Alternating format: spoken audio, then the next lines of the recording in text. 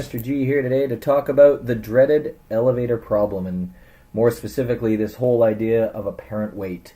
It's a type of physics problem that really tests your ability to conceptualize exactly what's going on in the system, and it all has to deal with your understanding of what causes weight and how do we sometimes feel lighter and how do we sometimes feel heavier.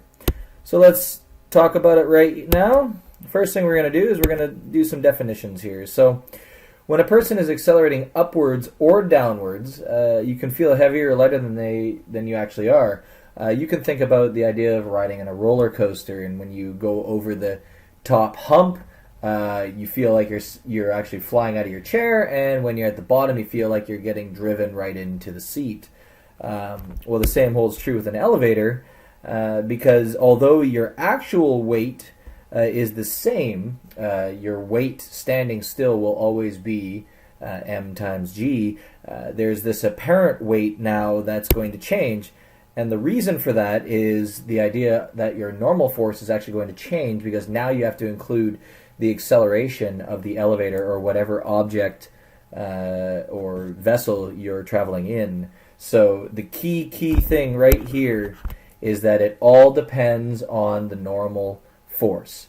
So when we start drawing the free body diagrams for this, we're going to make it very clear which force is winning and which force is losing, and based on that we're going to be able to solve these questions. So let's take a look at an example like this. Let's say you guys get all crazy and decide to get on top of your desk and jump off. Why? I don't know. Maybe you're bored.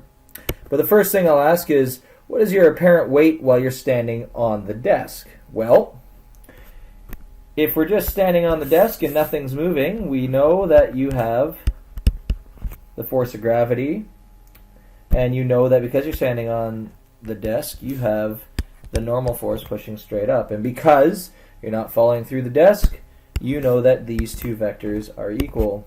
So in this case, Fg is equal to Fn, so you just feel like you're standing on the ground. No big deal. Probably wondering why you're on your desk. But now let's imagine that you are actually flying through the air. Well, again, it's a short desk, so there is going to be no air resistance. You're not going to get up to a fast enough velocity, which means, well, what's happening? Well, you have Fg pulling down, but you have nothing pushing you back up. So according to physics, because your normal force is 0, you are actually feeling weightless. And this is a key feature here. Again, if you have some kind of air resistance pushing up, that could be considered a normal force. Now we have to deal with it, but with such a low velocity and such a short jump, you don't have that. So all you're going to feel is the force of gravity pulling you down. So you might as well be weightless. With the third situation, of course, we talk about this idea of you hitting the ground. Well, now this, as anybody would know who's jumped off anything, is quite jarring. You come to a sudden stop. If you talk about the picture, we still end up with the force of gravity pulling down, but this time, imagine you are being jarred to a sudden stop, which means there's this additional acceleration pushing upwards hard, which means you're actually going to feel a normal force that is greater than the force of gravity. So again, I give you the example of going down into a valley on a roller coaster. You actually suck into the chair, and what you're feeling is the chair pushing back on you hard, which gives you this apparent feeling of serious weight. So what you're going to feel here, because the normal force is greater than the force of gravity, you're going to feel heavier than normal. So these are the three ideas. When the normal force is equal, when it's less than or non-existent in the case of free fall, or in the case where the normal force is greater. So you have to remember those three, and you'll be just fine. So let's take a look at some examples. We're talking about the elevator, and in most physics classes you probably will actually go into an elevator to test this out. We certainly will in my class. Let's imagine that a 65 kilogram person is in an elevator traveling upwards at 5 meters per second. What is their apparent weight? Well, in our case now, we are traveling up at a constant velocity of 5 meters per second. And what was the whole trick behind free body diagrams and this idea of constant velocity, well, it means that the vectors have to have a net force of 0, which means whatever is pulling down on you by way of force of gravity has to be equal to the normal force pushing up. So in this case, because it doesn't matter that you're going upwards or downwards, the fact you're going at a constant velocity means that your apparent weight is going to be the same. Now, some of you may ask, well, we're moving. Sure, but we're not accelerating. It's the accelerating that's going to cause the change in the normal force. In this case, acceleration is equal to 0, therefore net force is equal to 0. So now we can just calculate what Fg is. So our normal force, which is our apparent weight, is equal to Fg, which is equal to mass times acceleration due to gravity, which equals 65 kilograms times 9.8 meters per second squared, which is going to give us a force of 640 newtons. Now, I've done this to the proper number of sig figs. If you didn't, you should end up with 637. Really, it doesn't matter. Let's change that up a bit, though. Let's say now that we're accelerating upwards with a acceleration of 4.9 meters per second squared. Well, here's what I want you to think about. I want you to draw your vector down, and that's never going to change. But now think about the elevator pushing up on you. It's accelerating upwards at this acceleration, which means the elevator is actually pushing up on your body harder than if you were just standing there. So what's that going to result in? That's going to result in a normal force that is larger than if you were standing still or at a constant velocity. So in this case now, we're actually going to have an apparent weight that is heavier than what we would expect. So let's actually do the math. So in our case now, F net is equal to winner, Fn, minus the loser, Fg, and that is always equal to mass times acceleration. Now we want to solve for Fn. When you're finding the apparent weight, what you're looking for is the normal force. So if we solve this for Fn, we should get Fn is equal to Fg plus ma. Well, what's our acceleration? The acceleration of the system is what we're given. We know our mass. Fg is just mass times the acceleration due to gravity. So now we can plug in the values. 65 times 9.8 plus 65 times 4.9. For you algebra whizzes, I bet you see something you can simplify to make this easier. And we should end up with 960 newtons. Now compare that to our original value of 640 newtons, or if you didn't go to sig fig, 637. You'll notice that there is a lot more force involved here, which does in fact make you feel heavier.